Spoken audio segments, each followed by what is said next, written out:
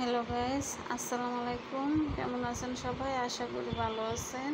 আপনাদের দোয়ায় আমিও ভালো আছি আলহামদুলিল্লাহ। আমি আজকে আপনাদেরকে কপি, আলু, টমেটো দিয়ে রুই মাছ রান্না করে দেখাবো।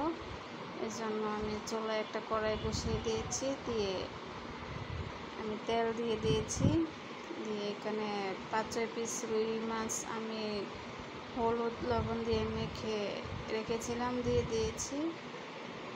এখন মাছটাকে আমি ভেজে নেব। মাছটা ভাজা হয়ে গেছে, এখন আমি মাছটাকে নামিয়ে নেব। আমার একটু ভুল হয়ে গেছে, আমার তেলটা ভালো করে গরম হয়নি, আমি মাছটা দিয়ে দিয়েছিলাম, এজন্য মাছটা একটু একটু ভেঙে গেছে। আর মাছটা ভাজার সময় ভেঙে গেলে ভালো লাগে না। মাছটা আস্তে আস্তে থাকলে দেখতেও সুন্দর লাগে। একটু ভাঙা ভাঙা হয়ে গেছে, সেটা আমার ভুলের জন্যই। তেলটা ভালো করে গরম হয়নি, আমি দিয়ে দিয়েছিলাম। এখন আমি এখানে পেঁয়াজ কুচি দিয়ে দিয়েছি, দিয়ে আমি লবণ দিয়ে দিয়েছি। এখানে পেঁয়াজের মধ্যে লবণটা দিলে পেঁয়াজটা তাড়াতাড়ি করে ভাজা হয়। যে দেখুন মাছটা কড়াইয়ের সাথে লেগে গেছে, পেঁয়াজটা ভাজা হয়ে গেছে। এখন আমি এখানে একটু পানি দিয়ে দিয়েছি, দিয়ে এখানে আমি আদা, জিরা, রসুন একসাথে বাটা, এটা 1 টেবিল চামচ আমি এখানে দিয়ে দেব। এর আগে আমি একটু ঢাকনা দিয়ে ঢেকে বলক নিয়ে নিচ্ছি।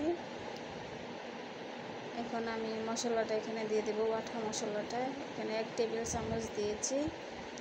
এখানে আদা, রসুন, জিরা একসাথে বাটা, এটা 1 টেবিল চামচ এখানে দিয়ে দিয়েছি। একটুখানি কষিয়ে নিয়ে আমি এখানে গুঁড়া মশলা দিয়ে দেব।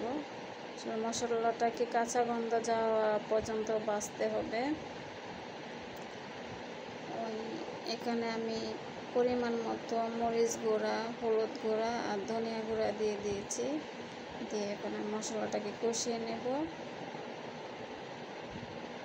আমি একটু ফাস্ট করে দিয়েছি, নাহলে ভিডিওটা অনেক লম্বা হয়ে যাবে।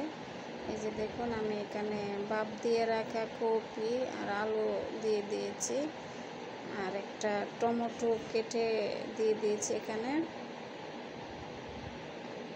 দিয়ে এখন আমি মশলার সাথে সবজিটাকে মিশিয়ে নিচ্ছি। হালকা করে মেশাতে হবে আলতো হাতে, কারণ আলু আর কপিটা ভাপ দেওয়া, ভেঙে যাবে জোরে জোরে মেশালে।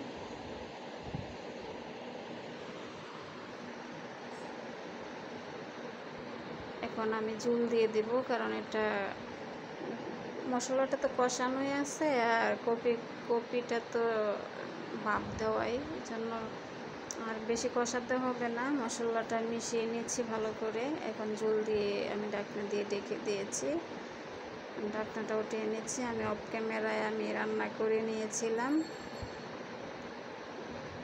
এখন আমি মাছগুলো দিয়ে দেব, যে ভেজে রাখা মাছগুলো আমি উপর থেকে দিয়ে দিচ্ছি, দিয়ে একটুখানি নেড়ে ছেড়ে দিয়ে, হালকা হাতে নেড়ে ছেড়ে দিয়ে আমি আবার ঢেকে দেব। বেশি নাড়াচাড়া করা যাবে না, কপি তো এমনি নরম ভেঙে যাবে, আর এটা তো ভাপ দিয়ে নেওয়া কপি। আর আমি মূলত বেশিরভাগ সবজি আমি একটু ভাপ দিয়ে রান্না করি। আমার কাছে মনে হয়েছে লবণটা একটু কম হয়েছে, আমি আর একটুখানি লবণ দিয়ে নিয়েছি। ঢাকনাটা উঠিয়ে দেখে নিচ্ছি।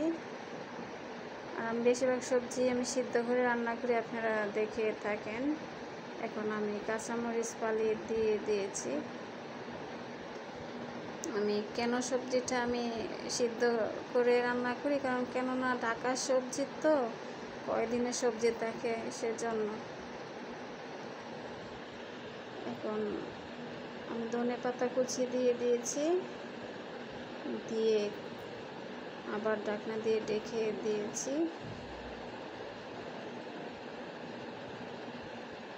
ঢাকনা দিয়ে ঢেকে আর একটুখানি রান্না করে নিচ্ছি আমি, ধনেপাতার ফ্লেভারটা ওঠার জন্য। আর শীতকালীন সবজি ধনেপাতা না দিলে তো রান্না মজাই হয় না। শীতকালীন সবজি মানে ধনেপাতা। এই যে আমার রান্নাটা হয়ে গেছে। আমার রান্নাটা যদি আপনাদের ভালো লেগে থাকে তাহলে আমার চ্যানেলটা সাবস্ক্রাইব করে লাইক দিয়ে শেয়ার দিয়ে আমার পাশে থাকবেন প্লিজ।